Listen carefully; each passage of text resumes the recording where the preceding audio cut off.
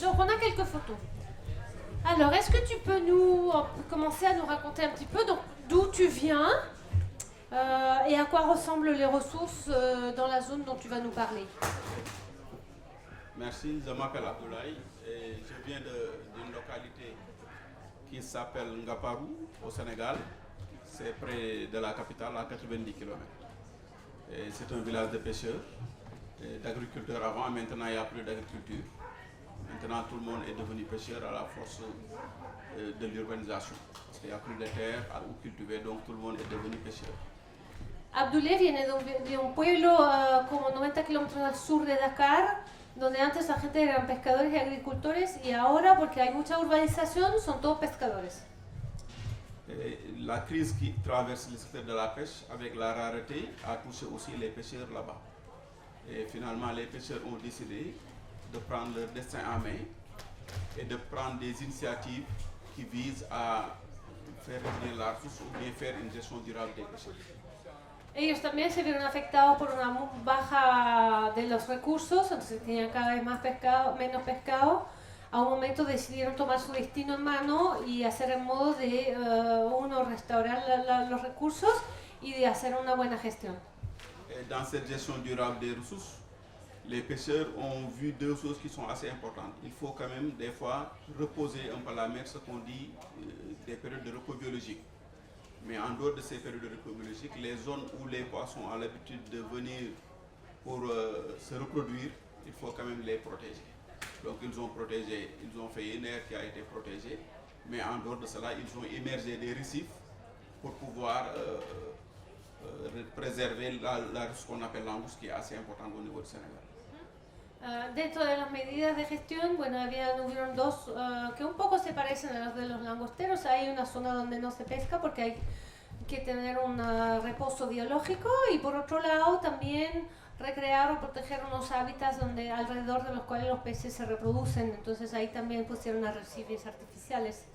Dans ces récifs que vous mettez, il y a déjà des spécimens qu'on a mis là. Il y a des récifs qui sont pour les poissons pélagiques, qui sont reliés avec une bouée et des planches à bois.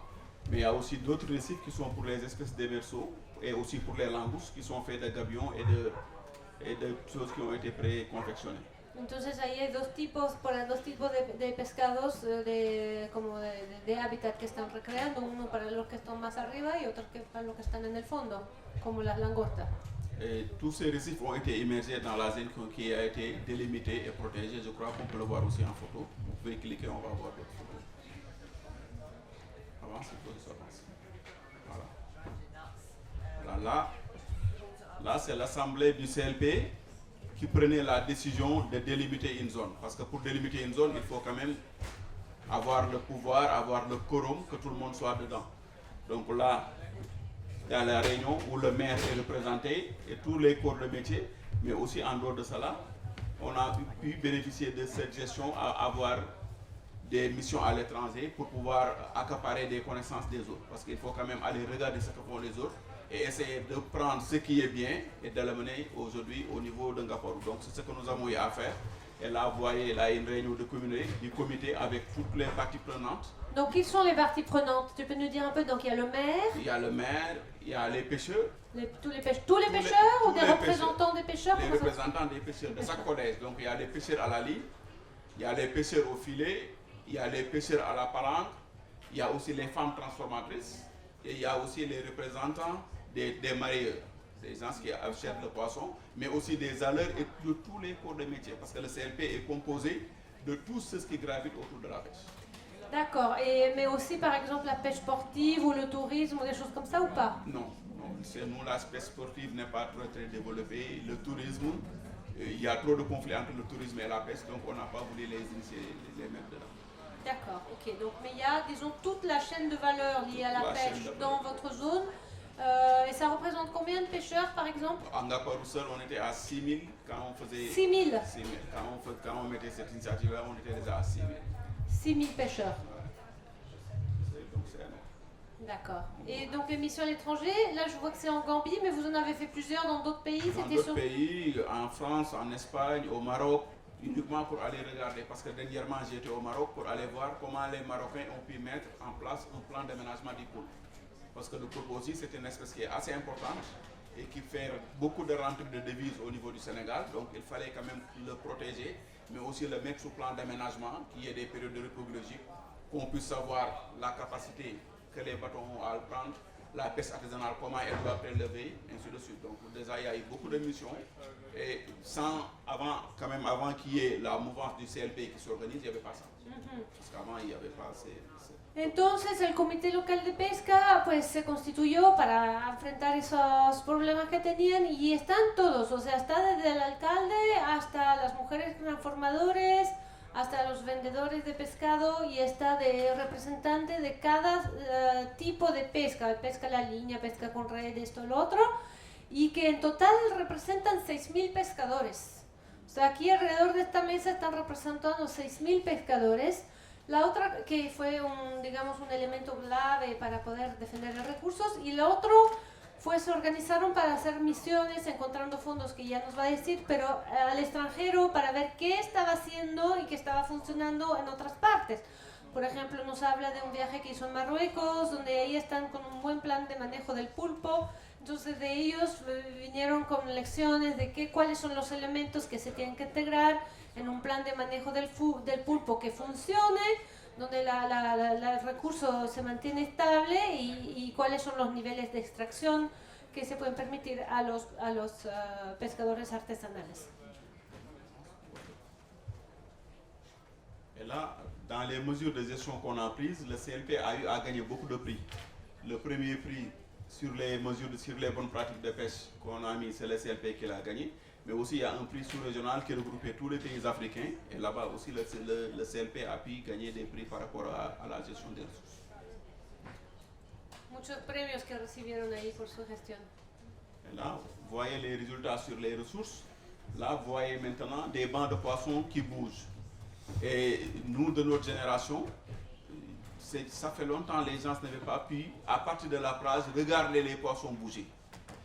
C'était extraordinaire quand on a pris la mesure, 1 an, 3 mois après, partout quand tu te mets sur la plage d'Angapor, tu vois les bancs de poissons bouger n'importe comment. Donc c'était quelque chose d'extraordinaire et ça a incité les autres localités des riverains à se dire que ce que nous avons vu à Angaporo, je veux le voir chez moi. Chacun s'est dit cela.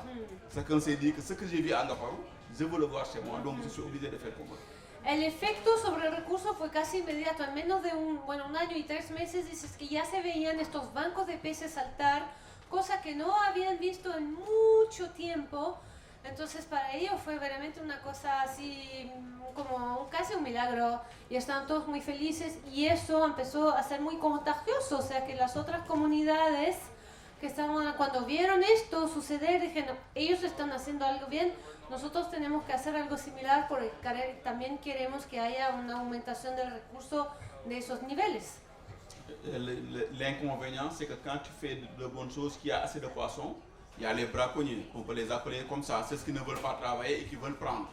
Donc des fois, il y a des pêcheurs qui se mettent dedans, qui ne sont pas de la localité, mais qui viennent d'autres horizons et qui veulent prendre des choses aussi qui sont très chères. Actuellement, le cymbium, avec le marché japonais, c'est tellement cher au Sénégal, ils se mettent dans le parc pour essayer de prendre le cymbium. Donc ces pêcheurs, ils ont eu à pêcher par le cymbium, c'est ce temps-là que vous voyez. C'est un peu comme les murex. Ce sont des gastropodes. D'accord. Ce sont des gastropodes que les gens exportent souvent au Japon, en Chine. C'est très cher actuellement. Donc tu vois, il y a ces pêcheurs qui sont entrés dedans. Ils ont juste mis 30 minutes et on les a pris. Mais vous voyez ce qu'ils ont eu à prendre. Donc là, c'est l'un des revers. Parce qu'il y a assez de poissons, mais aussi il y a beaucoup de charges liées à la gestion de ce poisson. Parce que si tu ne le surveilles pas, les gens vont venir de nuit comme de jour, essayer de prendre ce que tu as eu à faire. Entonces ahí se produce el problema que ustedes tienen menos porque están más aislados, pero que como estaba funcionando y había más recursos, pues eso atrae a todos los pescadores que en el fondo vienen y no quieren participar en ningún esfuerzo personal para reconstituir, pero una vez que está lo quieren sacar todos. Sobre todo este tipo de recursos que vemos en la foto, que es un gasteropoda y que es muy, que el mercado japonés lo paga muy caro, entonces llegaron y sacan todo lo que puedan de lo que ha sido con mucha dificultad reconstruida. Entonces eso es quizás uno de los desafíos mayores a los que se enfrentan que es en el fondo encontrar un sistema en el cual los beneficios de ese trabajo colectivo no se vayan a pescadores ilegales o pescadores de afuera que no quieren respetar el reglamento. Et là, vous voyez les résultats sur la ressource. Il y avait des espèces qui avaient complètement disparu, comme cette espèce-là. Maintenant, c'est revenu et de taille extraordinaire. Parce qu'avant qu'on mate ça, non seulement il n'y en avait pas, mais on n'avait jamais eu de taille comme ça. Des langoustes aussi, je crois que de tous les pays que j'ai visités, des langoustes de cette taille n'existent qu'en Gabon. Même au Sénégal, il n'existe pas dans les autres localités. Donc c'est tellement bien géré qu'aujourd'hui, il y a des langoustes extraordinaires parce que celui qui a acheté, qui a pris ça, pour ce jour-là, minimum, il doit avoir un gain de plus de 400 €. Et avant, tu ne pensais pas faire ça en une seule journée. Donc là, ce sont des résultats qui sont là, que les gens vraiment peuvent magnifier. De nuevo, los resultados son flagrantes, o sea, no solo hay más pescado, pero además volvieron pescados y especies de tallas muy grandes, o sea, las langostas así, que una de esas él dice en ese día con estas pescas que se vemos en la foto de las langostas son quizás $400, que ya hacía mucho tiempo que nadie ni siquiera imaginaba poder hacer tanto en un día. Entonces, y ese otro pescado también, son tamaños de pescado que no habían visto desde hace un buen rato. Là, ce sont des langoustes grainées qu'il faut protéger. Et là, on essaie aussi de prendre ces langoustes et de faire un suivi. On prend les langoustes, on essaie de faire un suivi avec le centre de recherche pour savoir les bonnes périodes de reproduction. Quand ils laissent ces langoustes, comment les suivre pour savoir quelle direction ils vont. Parce que les langoustes, ils bougent très très rarement. Maintenant, il n'y avait pas beaucoup d'études, surtout au niveau du Sénégal, il n'y avait pas d'études spécifiques sur ces langoustes. Maintenant, on a pu faire cela pour que chaque jour, il y a une équipe du CROT, qui est le centre de recherche océanographique de Dakar, qui est habilité à faire la recherche au Sénégal, qui suit exactement tout ça. Et quand je l'ai montré la première fois à un scientifique, il m'a dit que moi, c'est la première fois que je vois un langouste grainé. J'en ai entendu parler, mais le voir, c'est pas évident. Donc il y a eu beaucoup de gens aussi comme lui qui m'ont dit qu'ils n'ont pas eu beaucoup de chance pour pouvoir voir ça. Et par rapport à ça aussi, au travail que nous faisons, on a pu acquérir un camion frigorifique qu'on a donné aux femmes qui sont les seules qui gravitent autour du poisson au Angaparo. Avant, ils avaient d'énormes problèmes pour transporter le produit parce qu'il y avait énormément de produits, mais ils payaient des camions à des taux exorbitants. Finalement, nous aussi, dans le travail que nous avons pris, ce que nous avons généré, nous avons acheté un camion que nous avons donné aux femmes qu'ils puissent faire le travail correctement, mais aussi pour qu'ils puissent appuyer les efforts de cogestion qui se font dans le site. Entonces se volvieron también a ver cosas que ya no se veían tanto, hembras así muy grandes, grainées, o sea, con los huevos, y que ellos protegen y además hacen muchos estudios, ya están con un partnership con los biólogos y los científicos que están en el área, entonces intentan monitorear dónde van estas langostas porque se sabe muy poco de su movimiento, no es que se muevan tanto, pero se mueven, entonces para entender mejor sus migraciones, sus padrones, digamos. Y bueno, haciendo todo este trabajo de reconstitución con mejores, digamos, beneficios después y vinculándose con otros, también lograron comprar un camión que se lo dieron a las mujeres transformadoras, que antes tenían mucha dificultad en transportar un producto o muchas veces arrendaban a un coste muy alto unos camiones porque los mercados están más lejos. Entonces, un poco como ustedes, ¿no? Que para llegar a Tulum o a Cancún es lejos. Entonces, ahí, generando recursos para la comunidad, lograron tener bastantes fondos para comprar un camión refrigerado que a la vez le soluciona y le trae más beneficios a las mujeres que venden el pescado a los pescadores. Eso es un círculo virtuoso. Et là, vous voyez, ça, c'est la pirogue de surveillance. Parce que quand tu fais toutes ces choses-là et que ce n'est pas surveillé, finalement, tu finis par avoir des problèmes. Donc, il y a la pirogue de surveillance avec une équipe qui est là de jour et de nuit. Et cette pirogue de surveillance et ces équipes, tous sont des pêcheurs. Il n'y a qu'un seul agent de l'État qui les accompagne tous les jours. Mais tout le reste, ce sont des pêcheurs qui font la surveillance eux-mêmes. Et la zone, elle est délimitée. Vous voyez une bouée de délimitation. Toutes les pirogues qui passent, elles vont voir les bouées qui sont alignées et ils savent que cette zone-là, elle est protégée. Entonces aquí vemos una lancha porque obviamente el problema, como ya lo hemos visto en muchas partes, es la vigilancia. Entonces hacen unos equipos participativos, ahí hay todos pescadores excepto uno que es un empleado del Estado, pero van todos y tienen rondas y están organizados para hacer el trabajo. Cada pescador del comité, digamos, tiene la obligación de hacer ciertas rondas de vigilancia. Y estos son el sistema que han puesto para delimitar la zona. Maintenant, ces limites, qui c'est qui les fixe et qui c'est qui formalise? Est-ce que l'État vous a permis de formaliser les limites et dans quel cadre? Les limites ont été délimitées par les pêcheurs eux-mêmes parce que c'est eux qui connaissent les zones de frayère, les zones qu'on a voulu vraiment protéger. Mais après l'avoir fait, ils ont été reconnus dans un accord de cogestion qui a lié le ministre de la Pêche et le président du CLP. Et après cela, l'autorité préfectorale, le préfet, a pris un arrêté disant que cette zone-là, elle est protégée et elle est confiée au CNP. Donc oui, c'est très clair. Entonces fueron los pescadores los que empezaron, digamos, a crear esta área y con su conocimiento tradicional decidieron que esa es la área que hay que proteger, en particular por el hábitat o por esto o por lo otro. Y una vez que ya tenían más o menos un acuerdo entre ellos de qué es lo que había que hacer, pues fueron a ver el ministro y como ya estaban constituidos como grupo en ese comité local, y que ya estaban también con el apoyo del alcalde y esto, pues fueron a ver el ministro y el ministro como que ratificó esa gestión y luego por el intermediario del prefecto, no sé bien cómo qué figura es ya más provincial o más local, pues hicieron una especie de decreto para autorizar la creación de esta área de pesca responsable. Similaire à ce que se hace un poco en Costa Rica. Et pendant 2 ans, les 2 premières années, ce sont les pêcheurs eux-mêmes qui prenaient leurs bateaux, qui faisaient leur surveillance. Quand l'État a vu les résultats que ça a donné, comment les pêcheurs se sont eux-mêmes pris en charge avec leurs propres moyens, c'est en ce moment que l'État a acheté ce bateau qu'il a donné aux pêcheurs. Mais avant, les pêcheurs utilisaient leurs propres pirogues comme celle-là qui est au fond pour faire la surveillance eux-mêmes. Avant la reconnaissance de la zone, disons. Non, avant même après la reconnaissance. Non, ils l'ont reconnu bien avant, mais après ils n'avaient pas mis les moyens. Ce sont les pêcheurs qui ont mis eux-mêmes leurs propres moyens, qui ont fait la surveillance jusqu'à ce que les résultats viennent. Mais quand l'État a vu les résultats et que ça a vraiment commencé à prendre de l'ampleur au niveau du Sénégal, l'État s'est dit que non, ces pêcheurs, il faut les appuyer. Mais en les appuyant, la première chose, c'est de leur trouver au moins un bateau de surveillance et peut-être renforcer les bouées, parce qu'avant, nous avions des bouées artisanales. Nous n'avions pas des bouées qui étaient préfabriquées. Il y avait des bouées qu'on faisait avec des bidons, avec des résidus de filet.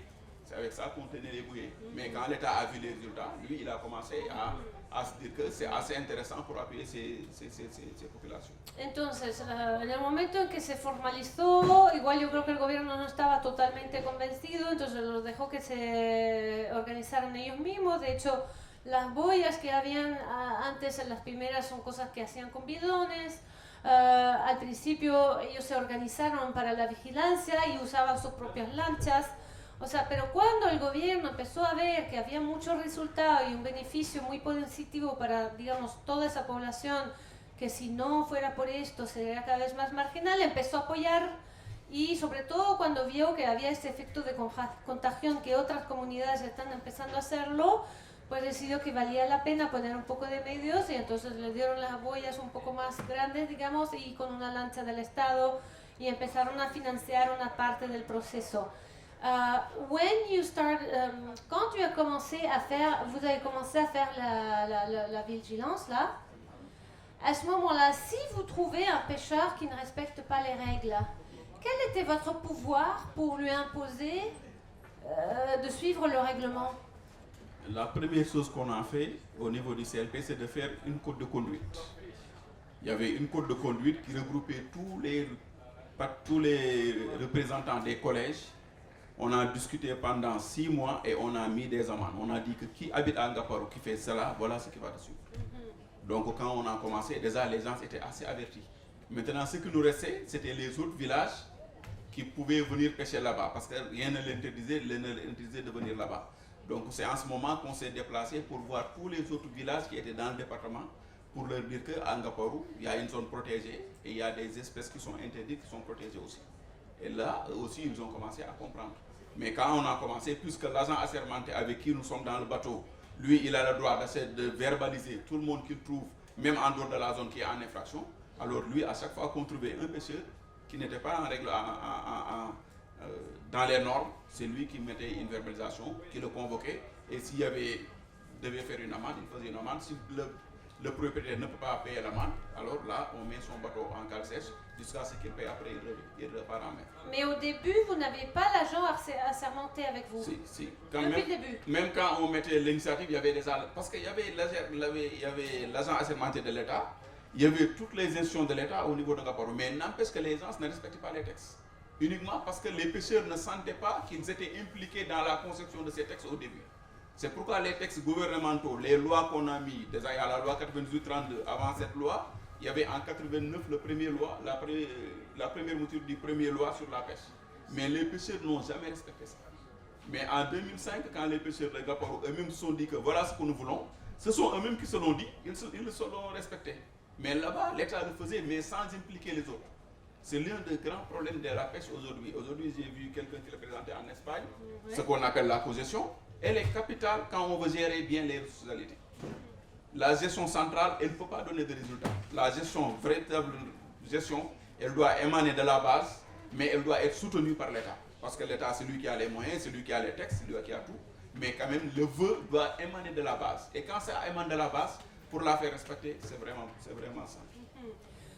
Que cuando hacen esas patrullas tienen un agente assermentado que va con ellos, que es un agente del Estado. Él es el que puede sancionar y verbalizar. Antes también habían, pero nadie respetaba nada porque en el fondo no habían sido, no era una gestión participativa. Entonces el Estado fijaba unas reglas, todo el mundo hacía lo que quería al final y la gente, bueno, de repente podía unas acciones, pero no funcionaba. A partir del momento en que se empezó a hacer esa gestión participada, donde todos pudieron, digamos, donde en fin, todos vieron que su conocimiento y que sus deseos se veían reflejados en plan de manejo, pues empezaron a autosancionar, digamos, y a respetar las reglas mucho más. Entonces, con un respeto más alto, ya tener un agente del Estado que sanciona, pues funciona mucho mejor, al menos por la comunidad misma en la que se desarrolló ese comité.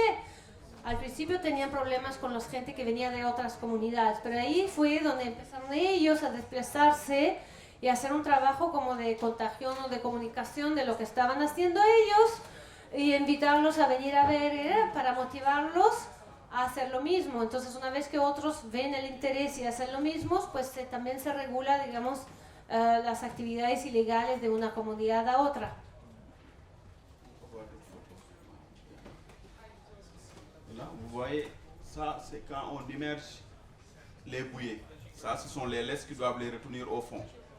Mais en dehors de cela, il y a les autres récifs qu'on met, parce qu'on est sous plan d'aménagement de poulpes. On essaie de mettre des récifs pour que les poulpes, au moment de leur reproduction, ils puissent avoir là où se cacher. Et là, ce sont des investissements que les pêcheurs eux-mêmes font. On dit chaque pêcheur, un pêcheur, 1000 francs. 1000 francs CFA, après ça fait 1,50 €. Chaque pêcheur doit donner 1,50 € par an pour acheter un pot de récif pour un poulpe. Et des fois, on est à plus de 2000. Cette année, on a eu 2000 pots à immerger et vous voyez comment les bateaux se le mettent pour aller l'immerger dans la zone de reproduction des poulpes. Donc là, ce sont des actions que les gens font correctement pendant des années. Todos los pescadores, por ejemplo, de pulpo, que arrecifes, o sea, que se hagan esos como protecciones para el pulpo dentro del agua, pues va a ser autofinanciado, o sea, que el pesca pulpo le va a pagar una parte de su ganancia para que luego toda la comunidad pueda poner estas ¿cómo se llama? Sí, o sea, una protección para el pulpo dentro del agua.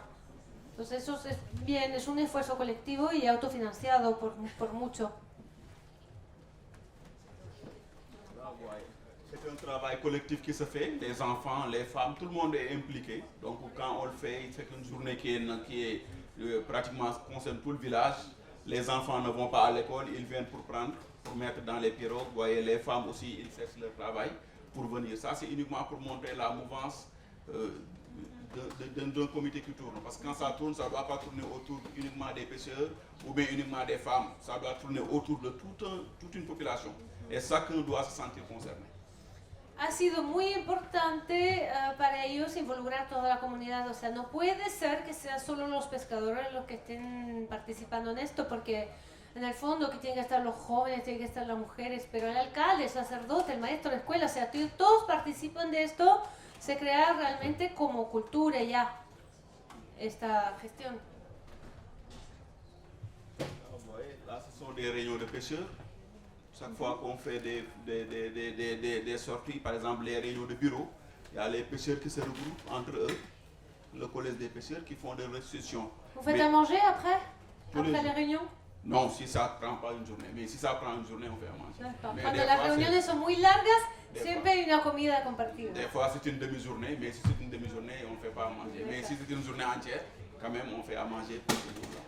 Il y a aussi des projections de films pour montrer aux jeunes comment il faut faire. Ah, sí, películas también, o sea, todo lo que puede ser difusión de material educativo se hace. Et là, vous voyez, il y a des contrats même qu'on signe, parce qu'il y a un groupe qui s'appelle Pariage qui est en France, qui a appuyé pour qu'on installe une fabrique de glace à Ngaporo. Parce qu'avant, bien qu'on ait géré, il y a quand même des insuffisances que nous avons jusqu'à maintenant. Il n'y avait pas de fabrique de glace, il n'y avait pas de quai de pêche, et ainsi de suite. Donc là, on a signé un accord avec Pariage. En ce moment, c'était le secrétaire général, lui c'est le président, qui signe un accord avec Pariage qui a installé maintenant une fabrique de glace. Et tout ça, c'est uniquement par rapport à cela. Y poco a poco tienen cada vez más infraestructura, lograr un acuerdo para tener hielo, una fábrica de hielo que la manejan ellos. Después hay actividades para crear el hábitat.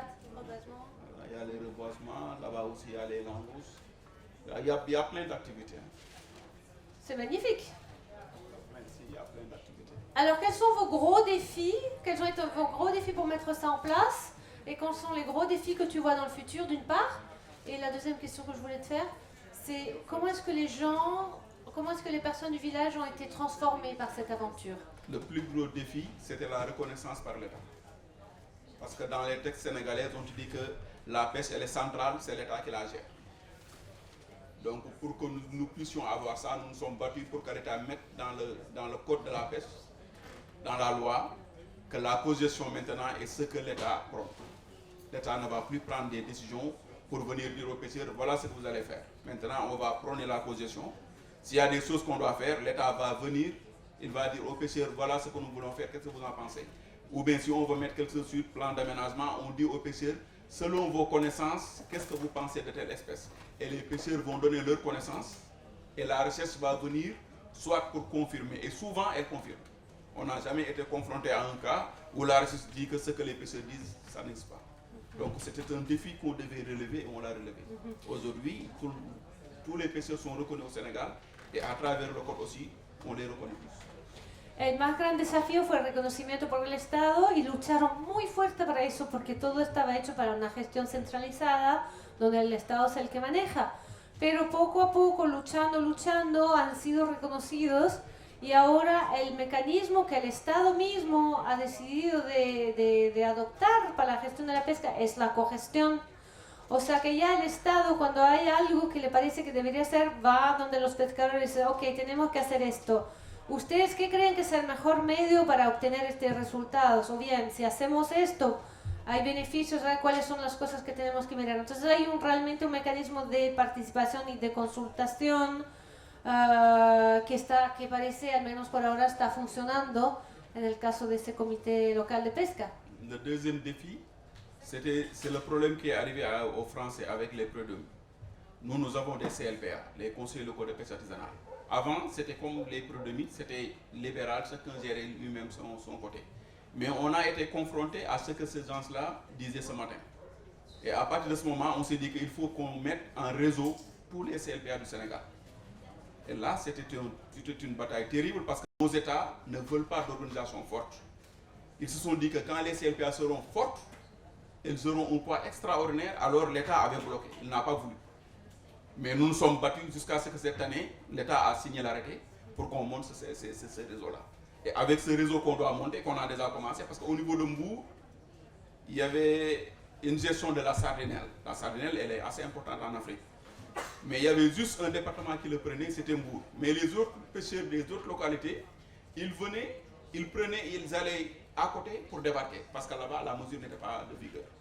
Mais avec le réseau, quand on prend une mesure, on convoque tous les autres départements pour leur dire que telle mesure est prise et elle concerne tout le monde dans la zone. Puisque nous avons juste 2 zones de pêche, il y a la petite et la grande côte. Toutes les mesures qui sont prises au niveau de la petite côte sont valables partout. Donc là, au moins, on n'est pas venu à avoir quand même des gains par rapport à ce que nous voulons. El otro gran desafío es que el Estado no quería una unión de estos comités locales. Entonces tenían el peligro del que habló Didi esta mañana en las Prud'homies, que algunas ya no seguían, entonces que empieza a ser muy difícil tener una coherencia en toda la gestión de la pesca en toda la costa. Pero ellos lucharon mucho, el Estado no quería porque decía, una unión así de los comités va a ser muy potente y ya no vamos a poder imponer nuestra gestión, entonces era conflictos entre 2 centros de poderes, pero lucharon muy fuerte y finalmente lograron un reconocimiento y eso es muy útil porque, por ejemplo, hay unas especies que antes están regulados en alguna parte pero en otras no, entonces alguien lo pescaba ahí donde estaba regulado y lo desembarcaba en otra parte, entonces ahora que ya está esto, hay una coherencia y una cohesión, entonces ya como que se influyen las unas a las otras y pueden haber un manejo local y un manejo colectivo de todas las comités locales en su general.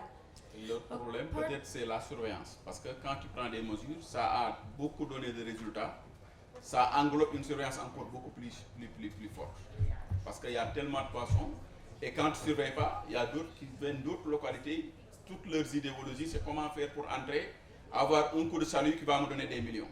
Donc eux, c'est tout ce qui les regarde. Mais nous, tout ce qui doit nous regarder, nous, en compte, c'est comment faire pour que ce gars-là ne mette pas un coup de salut. Donc ça, ce sont des charges extrêmement lourdes qui incombent aujourd'hui aux pêcheurs. Et des fois, ils se le cotisent, et des fois, il nous arrive d'être à court complètement d'argent. Donc des fois, il nous arrive d'avoir beaucoup de problèmes pour pouvoir tenir l'assurance. Mais je crois, à part ce problème-là, on n'a pas un problème particulier qui... Hoy día su mayor, hoy día su mayor desafío es la vigilancia igual, porque cuanto más éxitos tienen, más problemas de vigilancia van a tener. Y a veces se encuentran sin medios para hacerlo, pero lo tienen que continuar a hacer porque sin eso se va a acabar todo, porque en el fondo como hay muchos recursos, basta poco para que alguien ponga un arrastre y saque todo, ¿no? Entonces para eso tienen que estar constantemente vigilando que esas cosas no pasen. Okay, I'm just going to intervene for a minute because we have I know 2 hours and 15 minutes left and we have 5 more stories. I know. So I think we need to wrap. Four more stories. 5 on my list. Okay. But anyway, there's unless somebody's not here. But so I don't know if there's any really maybe wrap up with some really important message you want to give to the group that we learned from this. On est un peu pressé And I par don't le know temps. if there's any really important questions and burning in the room. But, yeah. Tu as eu la traduction? Est-ce que tu peux conclure avec un message très important, un message qui est au cœur de ton action? Le message que j'ai, c'est que les pêcheurs du monde, qu'ils savent que la ressource, ils sont les premiers bénéficiaires. Donc c'est eux qui doivent être les premiers à les gérer. Les États peuvent venir en appuyer, mais le premier gérant, c'est celui l'utilisateur de la ressource. Si on se dit qu'on va le gérer pour nous, ça veut dire que demain, nous continuons à tendre la main. Si on ne veut pas tendre la main, il faut qu'on gère. Super, merci beaucoup Abdoulaye. De toute façon, demain, on aura aussi le temps de reprendre des éléments de ton histoire et en les mettant en parallèle avec d'autres, de les reprendre. Merci beaucoup. On aura besoin d'une journée entière pour écouter.